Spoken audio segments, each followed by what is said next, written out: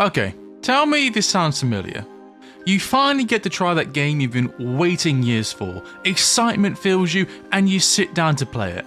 Hours pass, and when you go, oh, I wonder what other people think. Are they enjoying it like I am? Have they found issues like I have? I can't wait to see what people think of this game. And then you go online, and for some bizarre reason, no one's talking about the game itself. Oh no, for some bizarre reason, the game's being used as some sort of pawn in this greater culture war. No one's talking about the game. No, they're just using it as some sort of stick to beat people with. I swear this year, it feels like more and more games can't just release without the internet turning it into this weird political battle. I am sorry in advance, I usually don't talk about politics on this channel, but I just need to rant. It feels like instead of people talking about new games and the gameplay, the story, the characters, the visuals, how the entire thing feels, they're too busy talking about things like what color skin does the character have, is the writing cringy, is it woke, and I'm just like, I'm sorry.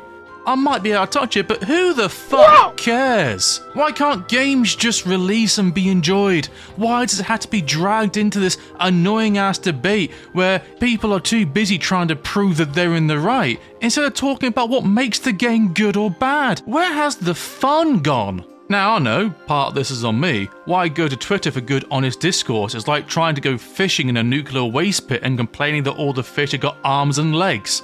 But I remember when the site used to be a whole lot less toxic.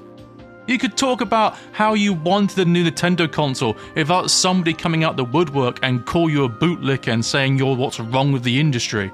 You could say how you're looking forward to the next Final Fantasy game without some fan calling you out saying that the games are not been good since 10. Or you can just say, oh, I like Expedition 33, but I don't think it's the best RPG out there, and not be burned at the stake. I'm sorry, it's a great game, but Lost Odyssey exists, and quite frankly, nothing tops that. I wasn't planning on making this video. I was actually planning on doing a review of Die Hard Arcade. But I feel like it's gotten to a point now that I just need to rant because Metro Prime 4 has just come out, and what should be something positive has now turned into this messy, annoying conversation about things that don't really matter. They've added companions in the game, something that's been around since Metro Prime 3, but let's face it, the majority of people complaining probably didn't even play any of the games. Heck, I'm pretty sure the loudest of the complainers probably didn't even know what Metroid was until someone brought this up. And don't get me wrong, I'm not saying you can't complain about the game. There are some genuine issues with Metroid Prime 4. Metroid has been known for its sense of isolation. It has always been a constant throughout the entire franchise. But with newer games, they have been adding more and more story bits to flesh this world out and give Samus some more character.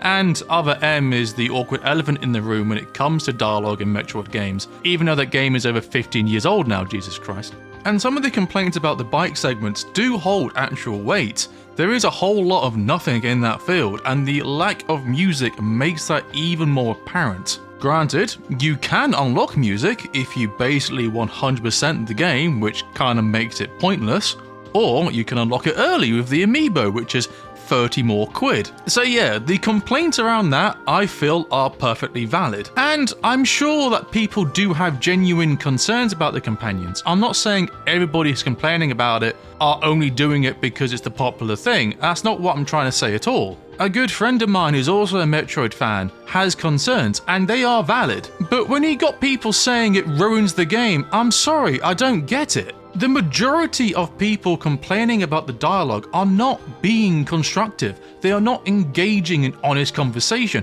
Instead, they are dunking, insulting, and being overall obnoxious to anyone who dares say, hey, let's maybe wait for the game to release before judging the whole thing over a 20-second clip.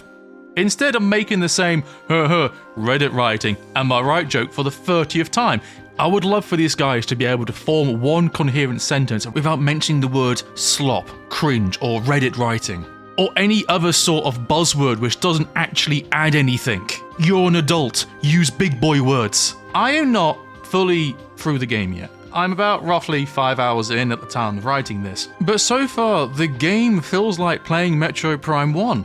Which is what I wanted. The plot is standard Metroid Prime fare, like Metroid Prime 1 and Metroid Prime 2. The only difference is that there are people there that sometimes talk to you. They sometimes tell you where to go, sure, but they're in the game for such a minuscule amount of time. Despite this though, if you go online you get the impression that they're with you at every waking moment. They've even sent the lead writer harassment, death threats, and just completely vile messages. You'd think she's done some sort of character assassination, but no, she's just written Samus, as she has been in Metroid Prime 1, 2 and 3. I would know, I've played those games when they came out. Like, I'm reading these and all I can think of is, why do you have to be so obnoxiously rude? Why go through all the lengths to be this harsh for somebody over a goddamn video game? And again, I want to make this abundantly clear, I'm not saying you can't judge games at all.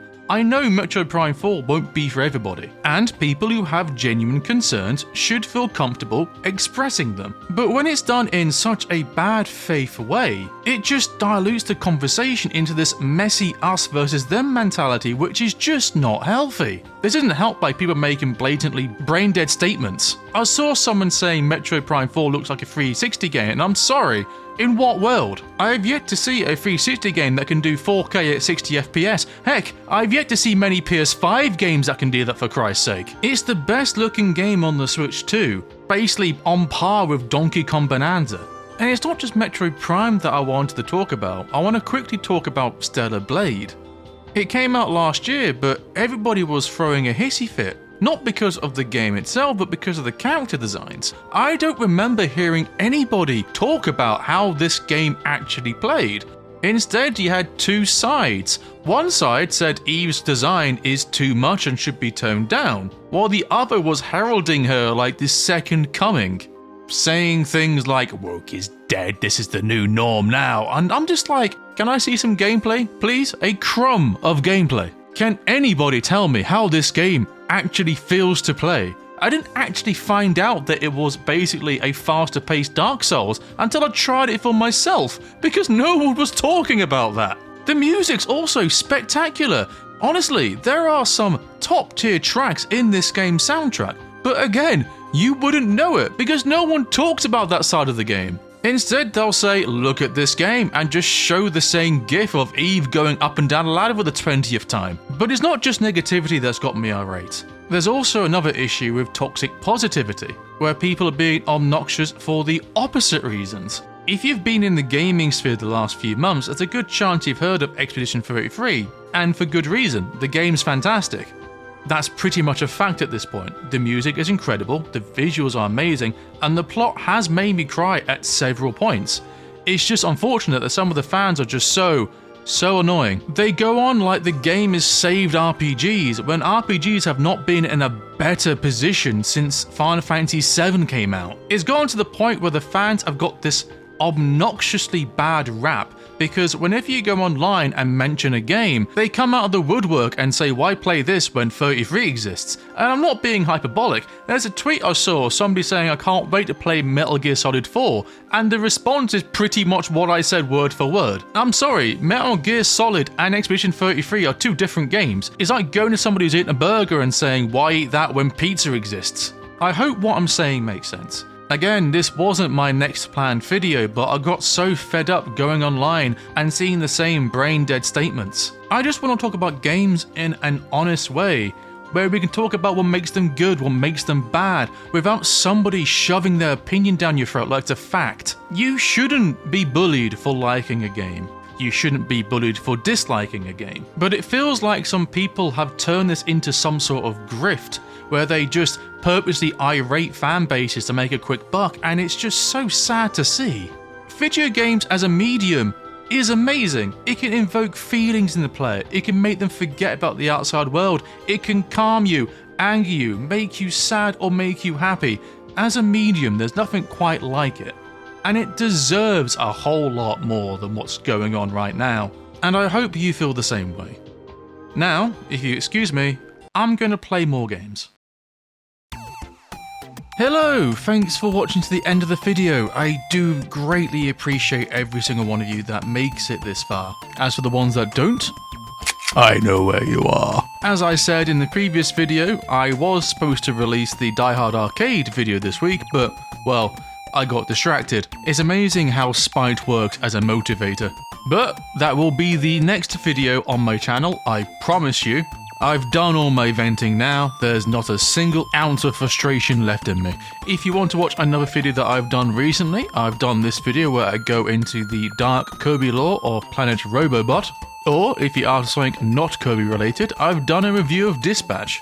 I also upload shorts on the daily, where I just talk about random facts that I found out about certain video games. So if that sounds interesting, please consider subscribing. I am also on Twitter and Blue Sky, where I just mainly moan about random things. And yeah, that's it from me. Now, excuse me, I'm going to be playing more Metro Prime 4. Ciao.